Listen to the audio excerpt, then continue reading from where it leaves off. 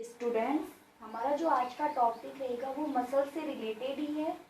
और जो टॉपिक्स है वो है energy source for the muscles contractions. क्योंकि पीछे वाली क्लास के अंदर हम लोगों ने मसल्स कॉन्ट्रैक्शन से रिलेटेड क्या की थी, स्टडी की थी, यानी फिजियोलॉजी की थी मसल्स की। तो मसल्स की फिजियोलॉजी में जो कॉन्ट्रैक्शन प्रोसेस होती है, इस कॉन्ट्रैक्शन प्रोसेस के अंदर एनर्जी कहाँ से प्रोवाइड होती है, इस टॉपिक से रिलेटेड आज अपन स्टडी करेंगे, यानी energy source for contraction. Topic क्या रहेगा? Energy source for contraction. Energy source for contraction, इसका क्या रहेगा? टॉपिक रहेगा। अब कॉन्ट्रैक्शन के लिए जो एनर्जी सोर्स है वो क्या है? ATP, adenosine triphosphate. कि हमने जब फिजियोलॉजी की थी तो वहां पे ये देखा था कि जो मायोसिन का जो हेड वाला जो पार्ट होता है उसके पास में क्या आती है? एटीपी आती है, जो मायोसिन में प्रेजेंट एटीपीएस एंजाइम के थ्रू किस में कन्वर्ट होती है? ADP plus phosphate. यानी ये तो स्टोरेज ऑफ हो गया। जब इसका ब्रेक डाउन होगा तो ब्रेक डाउन के टाइम पे क्या मिलेगी? एनर्जी। और वो एनर्जी क्या करती है? कॉन्ट्रैक्शन में इन्वॉल्व होती है। तो कॉन्ट्रैक्शन के लिए एनर्जी का सोर्स क्या है? एटीपी एनर्जी का सोर्स होता है। अभी क्या कहते हैं? कॉन्ट्रैक्शन के समय क्या होता है कि जो एडीपी प्लस यानी एटीपी देता है, फिर एडीपी प्लस फॉस्फेट बनता है। उसके जस्ट बाद में एडीपी है वो वापस से किस में कन्वर्ट हो जाता है? एटीपी में कन्वर्ट हो जाता है और क्रिएटिन फॉस्फेट के थ्रू, यानी पहले एटीपी एडीपी प्लस फॉस्फेट में चेंज होगा, एनर्जी मिल गई, फिर कॉन्ट्रैक्शन हो जाएगा। अभी एडीपी प्लस फॉस्फेट ये जस्ट एटीपी के अंदर चेंज हो जाते हैं, किसकी हेल्प से? क्रिएटिन फॉस्फेट के थ्रू। उसके बाद में क्या होता है कि जो मसल्स के अंदर एटीपी कहाँ से आती है? भाई ये तो अपन बता दिया कि एनर्जी कैसे मिलेगी, एडीपी प्लस फॉस्फेट के ब्रेकडाउन से एनर्जी मिल जाएगी। लेकिन मसल्स के अंदर ये एनर्जी आती कहाँ से है? तो मसल्स के अंदर एटीपी का सिंथेसिस स्टोरेज ग्लाइकोजन है ना, स्टोरेज ग्लाइकोजन्स से ऑब्टेन ग्लूकोज व अमीनो एसिड के ऑक्सीडेशन से होता है। कि देखिए हमारी जो मसल्स होगी, हमारी बॉडी के अंदर फूड किसके फॉर्म में स्टोर होता है? ग्लाइकोजन के फॉर्म में स्टोर होता है। जब हमें एनर्जी की रिक्वायरमेंट होगी तो ग्लाइकोजन किस में कन्वर्ट हो जाएगा? ग्लूकोज में कन्वर्ट हो जाएगा। इस ग्लूकोज का क्या होता है? ऑक्सीडेशन होता है। अब जब देखिए ये जैसे ऐसे ग्लूकोज का यहाँ क्या हो रहा है? ऑक्सीडेशन। तो ऑक्सीडेशन से क्या बनती है? CH2H2 और एनर्जी। तो यानी एनर्जी किसकी फॉर्म में? एटीपी की फॉर्म में बनती है। तो मसल्स के अंदर एटीपी का फॉर्मेशन कौन करता है? ग्लूकोज या फैटी एसिड के ऑक्सीडेशन से किसका फॉर्मेशन हो जाता है? एटीपी का फॉर्मेशन हो जाता है। ठीक है, फिर उसके हमें अपन बताते हैं कि रेड मसल्स में, या फिर अपन बताते एक बार मसल्स कि मसल्स के अंदर जो मसल्स होगी वहां पर ऑक्सीडेशन या ऑक्सीजन को कैरी कौन करता है?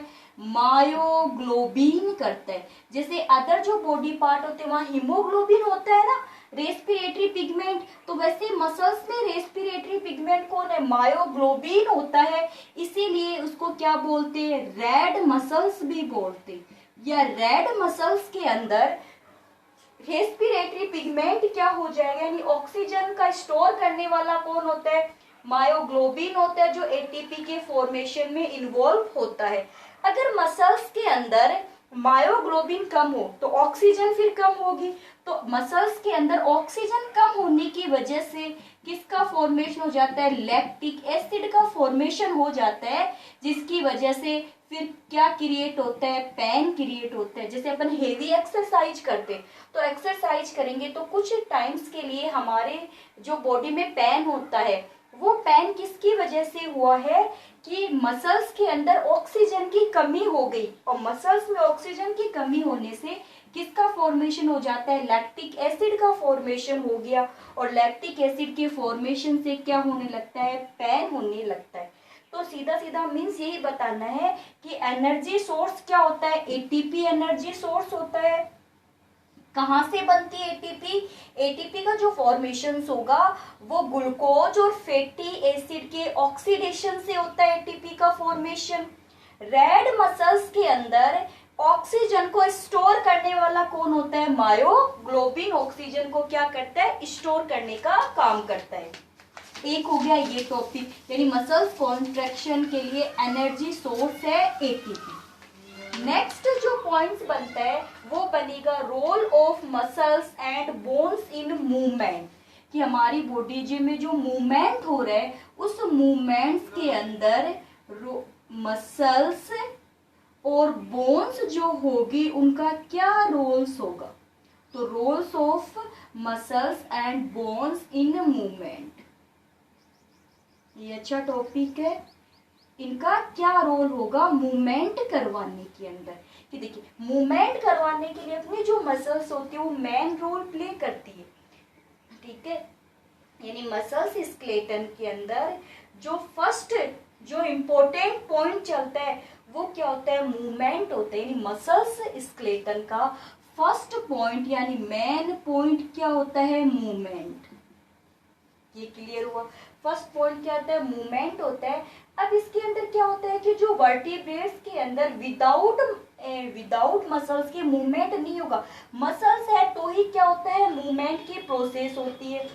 बोन से जो मसल्स होती है वो एक मशीन की तरह अटैच होती है, यानी बोन्स टू मसल्स, ये दोनों आपस में एक दूसरे से अटैच होती है, जैसे बोन्स और प्लस मसल्स, ये एक दूसरे से अटैच ही किसकी तरह बिहेव कर रही है, एक मशीन की तरह बिहेव कर रही है। अब बोन्स और मसल्स आपस में जिससे जुड़ी उसको क्या बोलते हैं, टेंडन्स, क्या बोलेंगे, टेंडन्स। यानी बोन्स और मसल्स आपस में टेंडन्स के थ्रू जुड़ी रहती है, जो किसकी तरह बिहेव करती है, एक मशीन की तरह बिहेव करती है, जो केमिकल एनर्जी को मैकेनिकल एनर्जी में कन्वर्ट कर रही। तो मशीन भी तो यही काम करती है कि मशीन का क्या काम होता है, जो एनर्जी को क्या करता है, ट्रांसफर करने का काम करती है।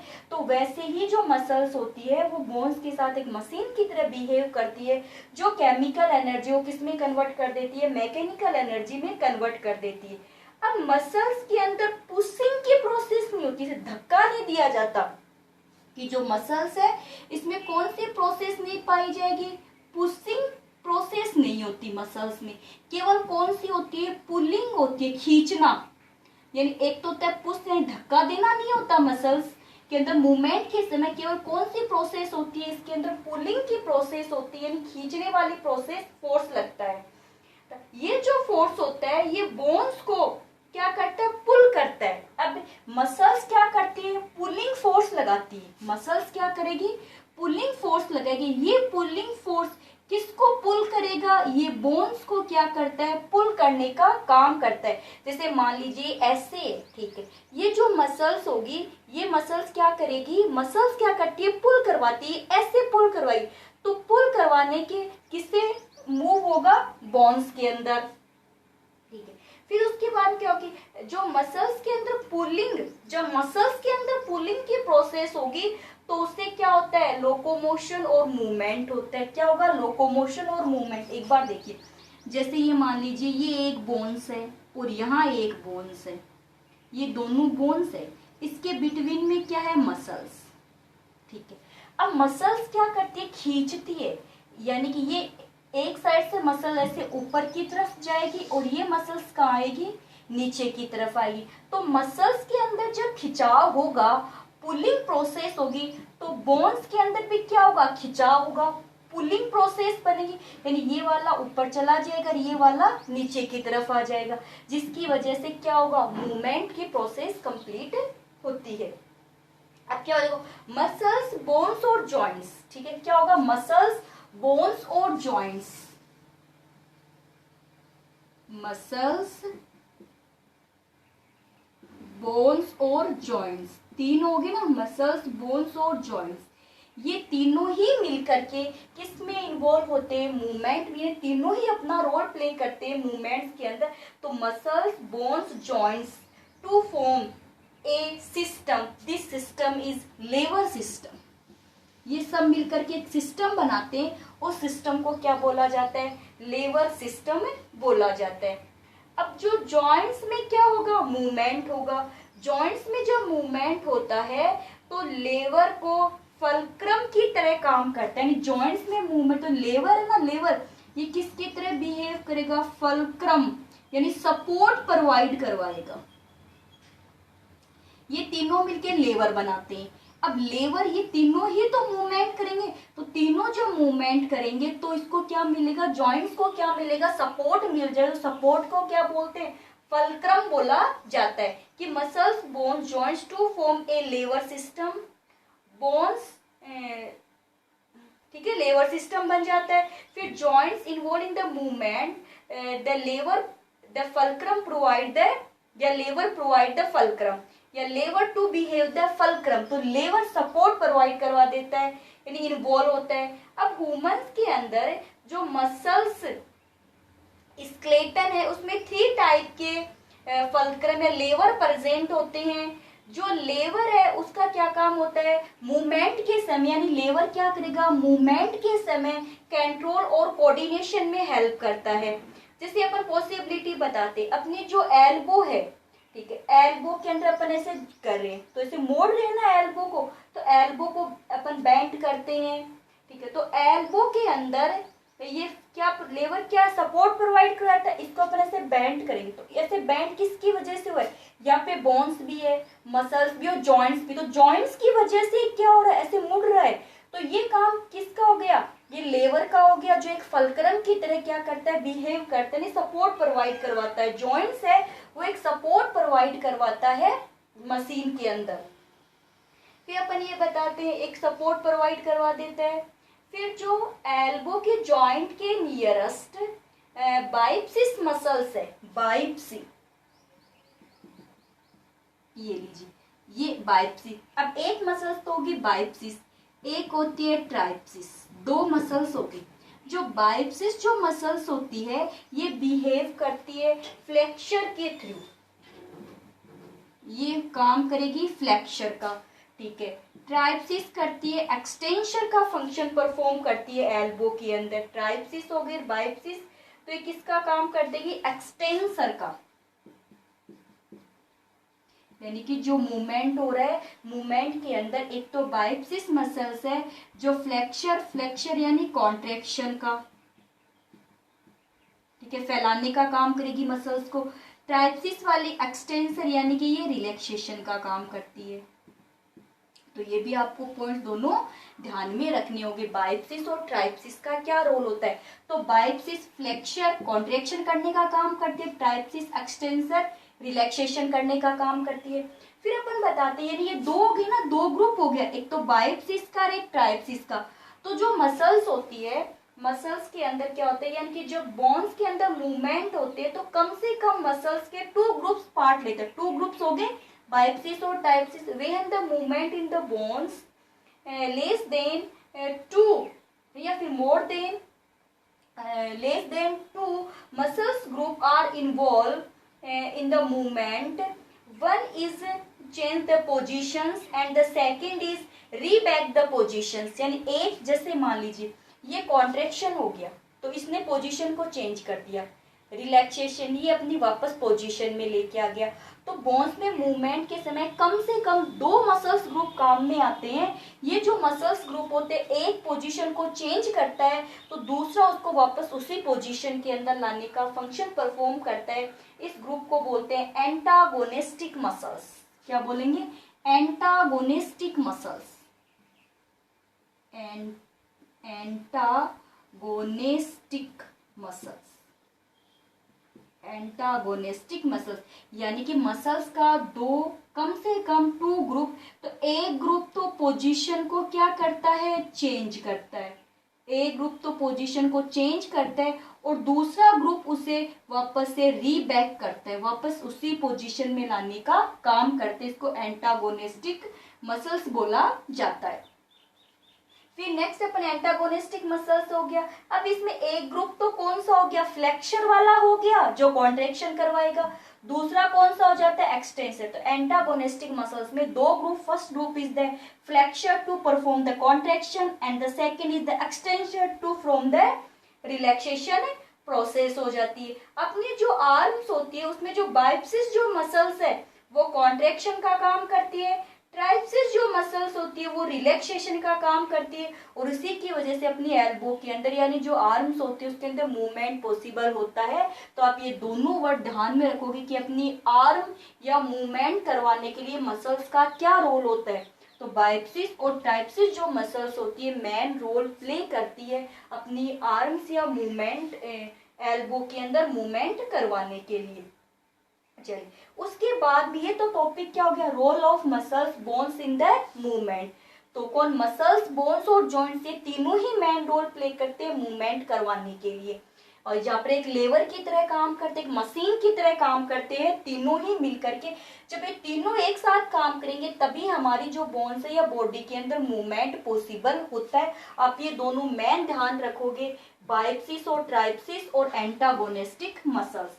उसके बाद अपन नेक्स्ट बात करते हैं कि कुछ बोन से रिलेटेड अपन डिजीज देखेंगे। 2-3 डिजीज दे रखी है कि कौन सी डिजीज किससे हो रही है। देखिए अपन बोन्स डिसऑर्डर देखते हैं। तो बोन्स डिसऑर्डर के अंदर फर्स्ट तो है एरिथ्रिटिस, जिसको बोलते हैं गठिया, आर्थ्रिटिस, आर्थ्रिटिस। फर्स्ट क्या हो गया, आर्थ्रिटिस।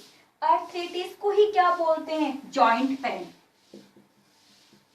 जॉइंट पेन अपनी लोकल लैंग्वेज में बोलते हैं गठिया का रोग बोलते हैं ना। इसके तो गठिया रोग हो गया यानी इसके जॉइंट्स के अंदर पेन। और अब ये जॉइंट्स पेन अलग अलग टाइप के होते हैं, जिसमें एक जो जॉइंट्स पेन है वो अपन लेते हैं, यानी ये हमारे जॉइंट्स पेन आ जाता है, उसके खड़े होने में, बैठने में, कोई भी काम करने में उसे प्रॉब्लम क्रिएट हो जाती है। तो इसमें फर्स्ट आ जाता है रिहोम्योटिक आर्थ्रिटिस, जॉइंट पेन है ना, यानी गठिया जो रोग होता है उसका एक टाइप क्या होता है, रिहोम्योटेड, MATO, रिहोम्योटेड आर्थ्रिटिस। अब इसमें क्या हुआ, देखिए आपके याद हो तो अपन ने एक जॉइंट किया था, सिनोवियल जॉइंट्स किया था ना। तो सिनोवियल जॉइंट्स के अंदर हमने ये बताया था कि जैसे ये दो बोन्स है, इनके बीच में जो गैप पाया जाता है इसको सिनोवियल कैविटी बोलते हैं। यहाँ जो मेम्ब्रेन पाई जाएगी उस मेम्ब्रेन को क्या बोला जाता है, सिनोवियल मेम्ब्रेन बोला जाता है, सिनोवियल मेम्ब्रेन। अगर जॉइंट्स वाला आपने वीडियो नहीं देखा है तो पहले वो वीडियो देख लो, उसके बाद में ये पॉइंट्स आपकी क्लियर होगा, वरना नहीं समझ में आएगा। तो सिनोवियल मेम्ब्रेन, अब इसके बीच में जो फ्लूइड भरा हुआ रहता है उस फ्लूइड को क्या बोलते हैं, सिनोवियल फ्लूइड बोल दिया जाता है। अब रिहोम्योटिक आर्थ्रिटिस के अंदर क्या होता है कि जो ये सिनोवियल जो मेम्ब्रेन थी इसके अंदर सूजन आ जाता है, सिनोवियल मेम्ब्रेन के अंदर क्या आ जाएगा, स्वेलिंग हो जाएगी, जिसकी वजह से स्वेलिंग होने की वजह से सिनोवियल फ्लूइड इंक्रीज हो जाएगा। सिनोवियल फ्लूइड जब इंक्रीज हो जाएगा तो वो ज्यादा क्या डालेगा, प्रेशर डालेगा, यानी मेम्ब्रेन क्या होगी, स्वेल। मेम्ब्रेन के स्वेल होने से जो सिनोवियल फ्लूइड होता है उसकी अमाउंट क्या हो जाती है, ज्यादा हो जाती है। इसकी अमाउंट अगर ज्यादा हो गई तो ये क्या डालेगी, ये प्रेशर डालने का काम करती है। अब ये जितना ज्यादा प्रेशर डालेगी उतना ज्यादा ही क्या होगा, पेन होता है। अब इसकी वजह से क्या होता है कि जॉइंट्स का टेम्परेचर इंक्रीज हो जाता है, ठीक है। जो सिनोवियल मेम्ब्रेन के अंदर क्या होता है, पेनस यानी कुछ पार्टिकल्स डिपोज हो जाते हैं। वो जो पार्टिकल्स होते हैं वो जॉइंट्स को इमूवेबल बना देते हैं। यानी क्या क्या बताया आपने कि तो मेम्ब्रेन के अंदर सूजन आ जाती है, फ्लूइड ज्यादा हो जाता है, और फ्लूइड अगर ज्यादा हो जाएगा तो कुछ पार्टिकल्स क्या हो जाएंगे, डिपोज्ड हो जाएंगे, पार्टिकल से टेम्परेचर ज़्यादा हो जाएगा यहाँ का, और टेम्परेचर ज़्यादा होने की वजह जो जॉइंट्स था ना, यानी एल्बो जॉइंट्स मान सकते हो आप, शोल्डर जॉइंट्स मान सकते हो, ये ग्लाइडिंग जॉइंट्स मान सकते हो, यहाँ पर फिर क्या हो सकता है, पेन होने लगेगा और उसकी वजह से जॉइंट्स क्या हो जाएगा, इमूवेबल जॉइंट्स हो जाता है। इस टाइप की जो डिजीज होती है वो ऑटो इम्यूनो टाइप की, यानी खुद से ही तो क्रिएट हुई है भाई, किसी बैक्टीरिया ने इन्फेक्टेड नहीं किया है, बाहर से कोई भी इंजेक्ट नहीं हुआ है, खुद की मेम्ब्रेन ही क्या क्रिएट कर रही है, पेन क्रिएट कर रही है, इसीलिए कौन से टाइप की होगी, ऑटो इम्यूनिटी टाइप की हो जाती है, यानी ऑटो इम्यूनो डिजीज होती है। इसमें जो इम्यूनो सिस्टम होता है उसके जो टिश्यू डिस्ट्रॉय हो जाते हैं। अब इसका क्या करना है, डायग्नोसिस करना कि रिहोमेटिक अरेथिस डिजीज का डायग्नोसिस कैसे पहचान की जाए, कि अरेथिस का तो टाइप है, अरेथिस का तो जॉइंट पेन, तो जॉइंट पेन के और कारण भी तो हो सकते हैं, तो ये कैसे देखा जाए कि सिनोवियल मेम्ब्रेन के अंदर स्वेलिंग होने से ही हुआ है जॉइंट पेन। तो इसकी जो डायग्नोसिस करने के लिए एक मेथड यूज में ली जाती है जिसको बोलते हैं ESR, ठीक है, ESR यानी कि आरबीसी के नंबर अगर इंक्रीज हो जाते हैं, आरबीसी के नंबर की काउंटिंग करके इस डिजीज की क्या की जाती है, टेस्टिंग की जा सकती है, कौन सी की, रिहोमेटिक आर्थराइटिस डिजीज के लिए ये मेथड यूज में, कौन सी, ESR मेथड यूज में ली जाती है। तो ESR की फुल फॉर्म हो जाएगी इरिथ्रोसाइट्स सेडिमिटेशन रेट, इरिथ्रोसाइट सेडिमिटेशन रेट होती है। इसके अंदर क्या होता है कि जो आरबीसी जो होगी उसकी काउंटिंग करने के लिए काम में ली जाती है। इस प्रोसेस के अंदर क्या होता है कि जो आरबीसी जो होगी वो बॉटम के अंदर सेटल हो जाती है। क्लियर हो गया इतनी बात। साथ ही साथ में ये जो डिजीज है इसके डायग्नोसिस के लिए रिहोमेटिक फैक्टर, ठीक है, रिहोमेटिक फैक्टर, एंटीबायोटिक, ग्लोब्युलिन या IgM की प्रेजेंस पर आरबीसी के नंबर इंक्रीज हो जाते। कोई भी रिहोमेटिक फैक्टर IgM की वजह से आरबीसी के नंबर इंक्रीज हो जाते हैं, जिसको ESR बोलते हैं, इरिथ्रोसाइट सेडिमिटेशन रेट। तो इरिथ्रोसाइट सेडिमिटेशन रेट से किस डिजीज की डायग्नोसिस होती है, रिहोमेटिक आर्थराइटिस की डायग्नोसिस होती है। ये ओल्ड एज में होने वाली डिजीज होती है रिहोमेटिक वाली। अगर इसका ट्रीटमेंट करना हो तो इसके अगेंस्ट क्या ले लेते हैं, मेडिसिन ले लेते हैं, ठीक है, हॉट वाटर से सेक करते हैं, थेरेपी करवा लेते हैं। तो आपको तो बस इतना ही ध्यान में रखना है, इसमें इतनी मेन पॉइंट है कि ये सिनोवियल मेम्ब्रेन वाली डिजीज होती है और इसकी जो डायग्नोसिस होती है वो इंक्रीज्ड आरबीसी के बेस पे की जाती है, इरिथ्रोसाइट सेडिमिटेशन रेट के अकॉर्डिंग। तो अरेथ्रोसिस की फर्स्ट कौन सी होगी, रिहोमेटिक अरेथ्रोसिस होगी। अब अपन बात करते हैं इसकी सेकेंड डिजीज की। अरेथ्रोसिस यानी जॉइंट पेन का सेकेंड जो पार्ट होता है उसके अंदर आता है ओस्टियोआर्थराइटिस। ओस्टियोआर्थराइटिस यानी बोन से रिलेटेड ही है, ये अभी किससे रिलेटेड होगी, बोन से रिलेटेड। इसमें क्या होता है, इस डिजीज के अंदर जॉइंट्स जो होते हैं ना वो डैमेज्ड हो जाते हैं। ये जॉइंट्स है, वो तो सिनोवियल मेम्ब्रेन वाली थी और ये किससे रिलेटेड, यानी जॉइंट्स इसके अंदर क्या हो जाते हैं, डैमेज्ड हो जाते हैं। ऑस्टियोआर्थराइटिस यानी जॉइंट्स डैमेज हो जाते हैं। इस डिजीज के अंदर कोई भी स्वेलिंग नहीं आती, जबकि ऊपर वाले में क्या आती है, स्वेलिंग आती है। टेस्ट भी यानी ब्लड टेस्ट के थ्रू इसकी डायग्नोसिस हो सकती है। ये जो ओल्ड एज के अंदर मोस्टली प्रेजेंट होती है। इस प्रोसेस के अंदर क्या होता है, जैसे ये जो जॉइंट्स होते हैं पेल्विक, पेक्टोरल यानी कि पेल्विक वाला है, ठीक है, अपने एंकल वाले हैं, इन सबको ज्यादा इफेक्ट, जैसे देखिए यहाँ ये वाला पॉइंट्स एंकल वाले पॉइंट्स होते हैं अपने, है ना, यहाँ पर ये ज्यादा इफेक्ट करती है ये वाली जो डिजीज होती है, ठीक है। इसके अंदर क्या होते हैं कि जो जॉइंट्स होते हैं वो नैरो हो जाते हैं, जिनके अंदर मूवमेंट नहीं हो पाता है और जॉइंट्स के अंदर पेन हो, यानी जॉइंट से रिलेटेड है। सीधी सीधी बात ध्यान में रखनी कि ये डिजीज किससे रिलेटेड है, जॉइंट से। जॉइंट्स क्या हो जाते हैं, नैरो हो जाते हैं और इसके अंदर मूवमेंट की प्रोसेस बंद हो जाती है। फिर थर्ड है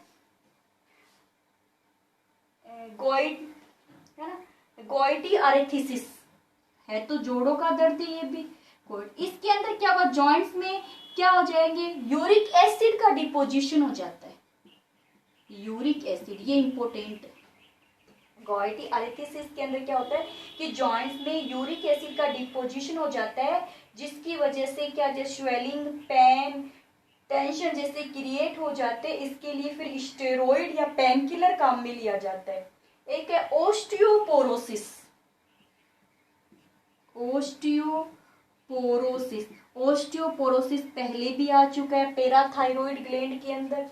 ओस्टियोपोरोसिस के डिजीज के अंदर क्या होता है कि इसके अंदर जो बोन मास यानी बोन मास डिस्ट्रॉय हो जाता है, जिसमें कार्बोनिक पार्ट यानी कैल्शियम का डिपोजिशन कम हो जाएगा, जिससे बोन्स थिन वीक हो जाती है, उसकी इलास्टिसिटी कम हो जाती है, ठीक है, और जो हार्डनेस डिजिटी कम हो जाती है, उसकी बोन्स जो होती है ब्रेकेबल हो जाती है। अगर कुछ पॉइंट्स, तो कई बार तो ऐसे होता है कि इंसान अगर थोड़ा सा भी हेवी काम कर लेता है तो उसकी जो बोन्स होती है वो टूट जाती है। तो ओस्टियोपोरोसिस के अंदर क्या होता है कि कुछ कार्बनिक या जो कैल्शियम आयन कम हो जाते हैं, कैल्शियम आयन के कम होने की वजह से जो बोन्स जो होती है वो कैसी हो जाती है, थिन हो जाती है, इलास्टिक हो जाती है, उसकी जो रिजिडिटी है वो कम हो जाती है। इससे बोन्स कैसी बन जाती है, ब्रोकेबल हो जाती है, थोड़ा सा हेवी काम करते बोन्स वो अपने आप ही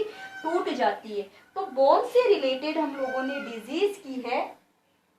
ये जो डिजीज है इसमें कौन सी आती है, मेन अरेथिसिस वाली डिजीज आती है। तो अरेथिसिस के अंदर एक तो रिहोमेटिक अरेथिसिस था, जिसमें सिनोवियल मेम्ब्रेन में सूजन आ जाता है, फ्लूइड इंक्रीज हो जाता है। एक कौन सा था, ओस्टियोअरेथिसिस था, जिसको जॉइंट्स जो होते हैं वो डैमेज्ड हो जाते हैं, जॉइंट्स क्या हो जाएंगे इसके, डैमेज्ड हो जाएंगे। गोइटी अरेथिसिस में यूरिक एसिड का डिपोजिशन हो जाता है जॉइंट्स के अंदर। ओस्टियोपोरोसिस के अंदर कैल्शियम की कमी हो जाती है, जिसकी वजह से बोन्स वीक हो जाती है। अब कैल्शियम की कमी क्या होगी, पेराट हार्मोन से रिलेटेड हो गया इसके अंदर। तो ये टॉपिक्स था, यहाँ पर ये चैप्टर कंप्लीट हो जाता है 30 का चैप्टर आपका।